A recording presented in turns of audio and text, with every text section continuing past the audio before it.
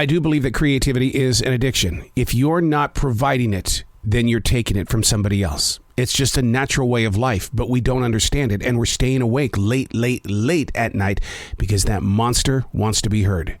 Unplugged because we will always say yes to creativity. Totally uncut because we all make mistakes. So turn it into a tool. This is Arroe Unplugged. This quote came to me this morning. Through every ray of light, there's a journey waiting to happen. Through every ray of light, there's a journey waiting to happen. Yet we are told not to look into the sun. Eye injury, right? It's probably going to happen if you stare at the sun. So what do we have to do? I think we have to redefine what a ray of light is. Does it have to be generated by that giant star? Inspiration and influence are rays of light. A great idea, a new beginning, a favorite song on the smartphone. Those are rays of light. Simple and complicated. Rays of light are often cooled off by dark lenses and self-created walls. But are journeys truly forgotten or set aside? When something new arrives, it becomes my mission to listen to all things connected. Because it's too easy to let the voices inside gain access to what might have been what you always asked for, that ray of light. So I ask, what is blocking your ray of light? You can't welcome all that you want. You can't welcome them all, because if you do, then you've got no room for you. There's got to be a daily discipline from your ray of light. A need to keep an opportunity in its place. If you're like me, I always say yes, because I like sampling a ray of light to find out if that's where I really need to grow. And if it is, then what will the owl hoot later on tonight? Hey, it's Arroe. This is The Daily Mess, a chronological walk through an everyday world. I am a daily writer. Little things like rays of light, not looking into the sunshine, but looking into what inspires you, what makes you feel great and filled with joy. Rays of light, things that really do bring something to you that makes you available for others to participate with. This is The Daily Mess. Placing yourself inside the core of what you explore. Like these rays of light. I was exploring what it means and how we can find it in other places other than the sun, because a cloudy day just really infects me badly. But placing yourself inside the core of what you explore.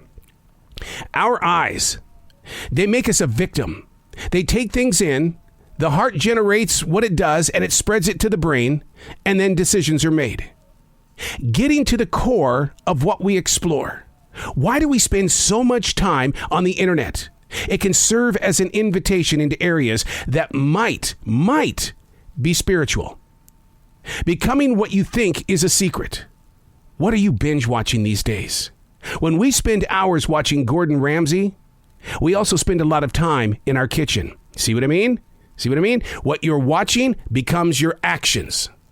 What you see becomes what you have done or what you're planning to do. Listening to music inspires flow. Watch the way you walk when you've got your favorite songs playing in the background. Or you get into a radio show, or you get into something on your smartphone and it doesn't feel comfortable, but you're still listening to it because you need that noise in those earbuds. How does that change your flow? Being in nature makes me a part of it. Not an alpha dog, always seeking attention. A few seconds ago, a barn owl was just outside the studio window, and it was going, hoo-hoo, hoo-hoo, hoo-hoo. He obviously wanted to be a part of this episode.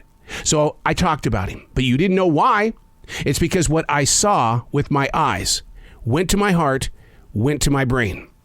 What are you looking at right now that is affecting the way you think, the way you act and react? Your eyes are not your best friends sometime. So you've got to place yourself inside the core of what you explore. Where are you walking these days? Are you even walking? Are you afraid to go to a mall? Are you afraid of your kids going to school? What are you seeing in the headlines that's turning you into an anxiety attack? What's going on inside your eyes? Because it's a part of your actions and your reactions, and you may not think we see it, but we do. Take some notes. Pay attention to what you're doing in the way of saying, dear future reader, today's date is such and such. This is how I feel in this moment of now. This is what I'm experiencing. Come back to it about 7 days from now. and see if you still feel the same way. We don't pay attention to our transitions. We have to learn how to study them. That's where you find peace. I'm Arroe, and that's the Daily Mess.